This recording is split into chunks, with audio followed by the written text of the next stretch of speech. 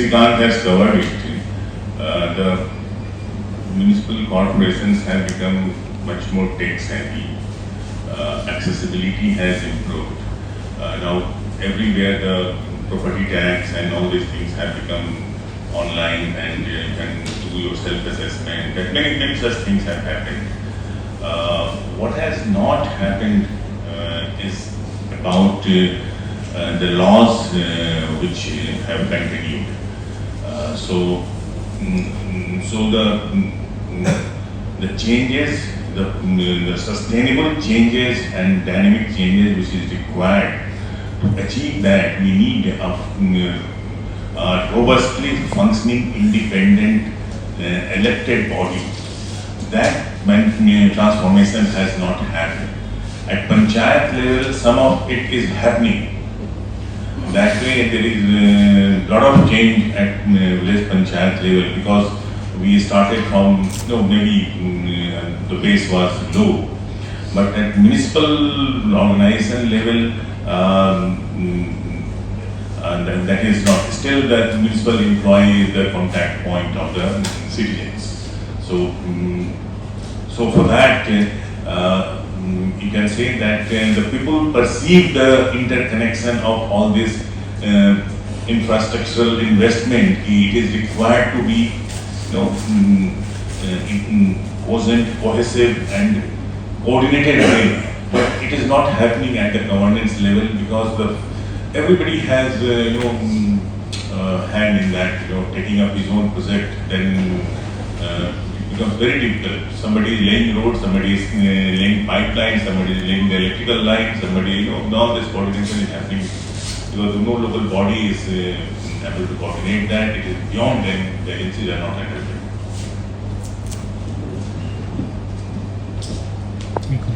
I came little late, so I don't know the entire subject, but I want to tell you the political leaders and the political parties. Thereafter, the urban government starts functioning. If you train the urban government, and there is no such institution, hardly there are one or two in the world, in this country. So if the MLAs and other councillors are trained very well, they can function properly, and then, when the city grows, it crosses 2 crore, 3 crore population, then the metropolitan, functions arrive at. And when the metropolitan city is classified, that there are various subjects which are to be incorporated. There's a question if you can come to this. So the question is that it's not only the local. मैं आपसे ये कह रहा हूँ कि आपका जो local self government है, वो कितना इस पे प्रभावी होता है जब एक development process शुरू होता है. I think it's a very under-focused, underserved policy agenda. There are no delays in elections to Lok Sabhas. Delays to elections in state governments have also been by and large eliminated in the last 30 years, but we are seeing a serious situation where, as per the CAG audit report on the implementation of the 74th Constitutional Amendment in more than 20 states in India, at that time, 1,700 out of 4,500 urban local governments in India did not have elected councils. So we feel that's a very serious situation, because on the one hand, India is growing relatively fast economically. We have set for ourselves a goal of being a Viksit Bharat by 2047, which essentially means we want to achieve higher income, developed country status, both economically and in terms of human development indicators. But globally, no country has achieved this without cities being economically productive and creative.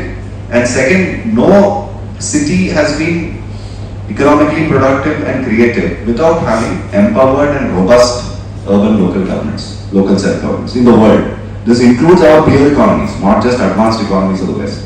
True of Philippines, Indonesia, Brazil, etc. We feel that there is a need for us to focus on this agenda. There's an opportunity for us. The One Nation, One Election report does talk about local government elections, but they have deprioritized this to the second phase. We feel they should consider timely elections to local governments in the first phase of reform itself. Second, we feel there is an urgent need to strengthen state election commissions in line with the recent Supreme Court judgments.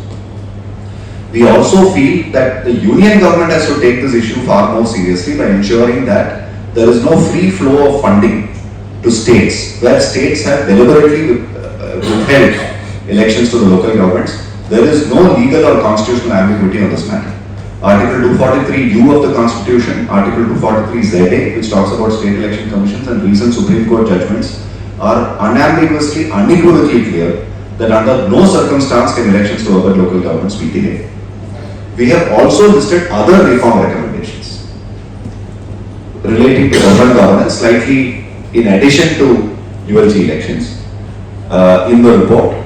We've also spoken about the need for exploring additional legal solutions. There could be constitutional amendments, there could be a separate law governing ULG elections, nationwide, etc. We've spoken about it. So I would urge all of you to go through this. Can you tell us when this In September 2020 for Karnataka.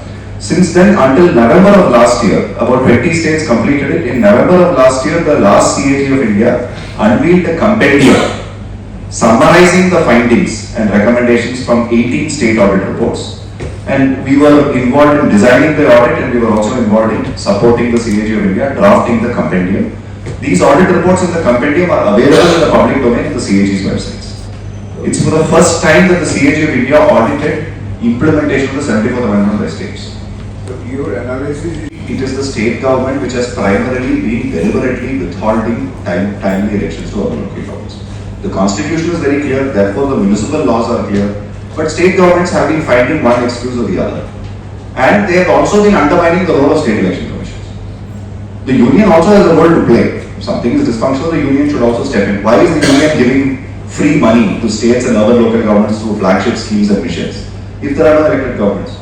Finance commission funds are not allowed to be given to cities which have not held elections. The same rule should apply to Amrit, Swachh Bharat, etc. as well. Works on cities. Some of these issues are common to panchayats as well, but we have not dealt with panchayats in this particular report. but the panchayat election is in that case is So therefore we have spoken only about urban local governments, but some of the matters that we are discussing are common to urban and rural local It governments. is the rural areas, the one should take its jurisdiction and power is concerned.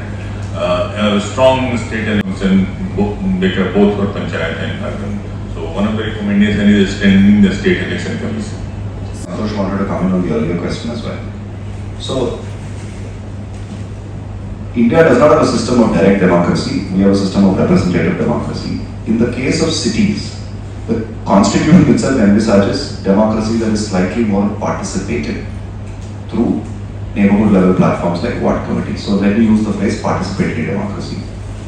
Without any doubt, the impact is 100%. The impact on the nature and quality of participatory democracy in cities due to the absence of elected urban local governments is 100%. The structure of participatory democracy is built on the foundation of robust urban local governments. So that impact is definitive and 100%. There is a lot of research, both in or emerging research in rural areas and urban areas, which shows that the more a councillor is involved, the greater the sharpness of prioritizing public needs and service delivery efficiency. This has very strong theoretical foundations, which is why you call it the principle of subsidiarity, saying governance and service delivery should happen at a level that is closest to the people to the best extent possible. The elected councillor serves as a bridge between citizens and government. Government across levels, irrespective of whether the funding for projects comes from Amrit or Swachh Bharat or whatever it is. That bridge at the first mile, we call it the last mile, but we should be calling it the first mile. That is the first mile at which citizens live, work and recreate, and their families live, work and recreate.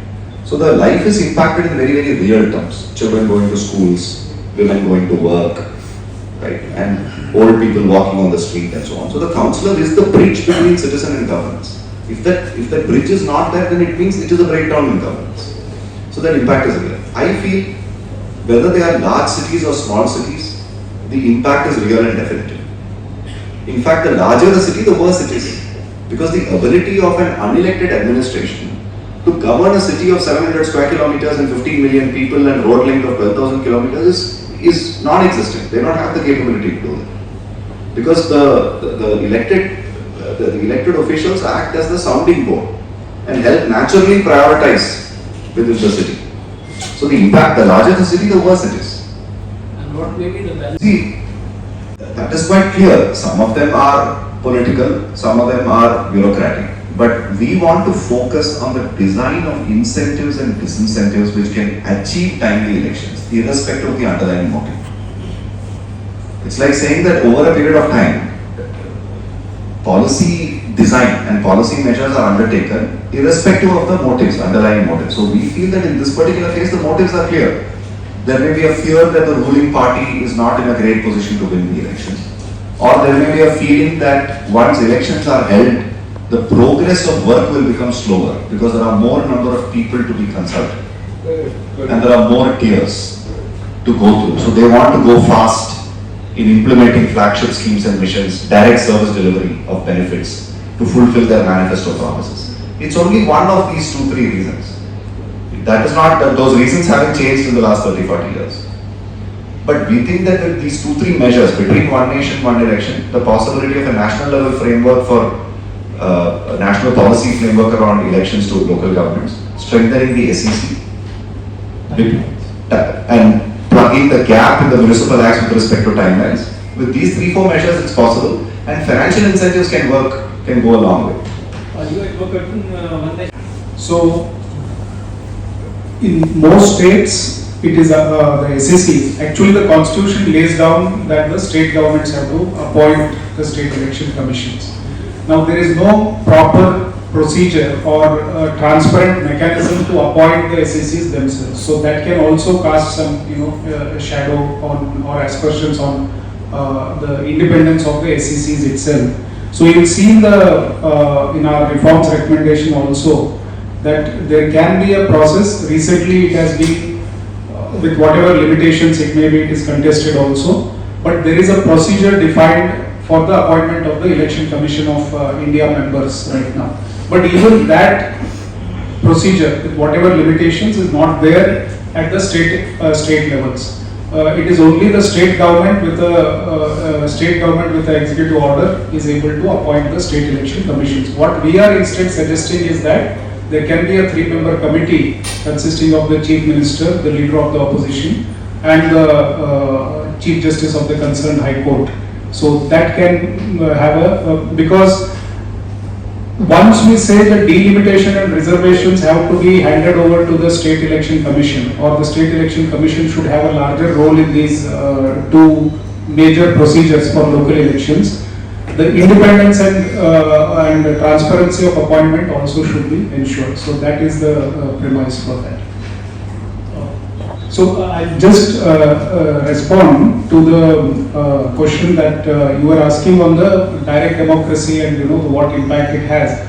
One of the things that we have seen in the field when we interact with elected representatives and the people, the citizens in various cities, often we hear that the people are not involved in the local decision making. India is the largest democracy, but how do we make it take the democracy deeper by participation of the people in the day-to-day affairs, in the planning and all that.